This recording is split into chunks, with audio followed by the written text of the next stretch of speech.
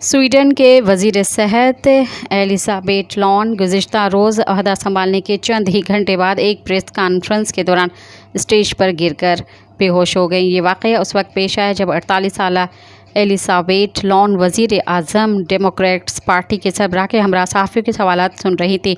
Social media पर viral होने वाली वीडियो में देखा जा सकता है कि वो एक सहाफ़ी की बात गौर से सुन रही थी कि अचानक बेहोश होकर फर्श पर गिर पड़ी।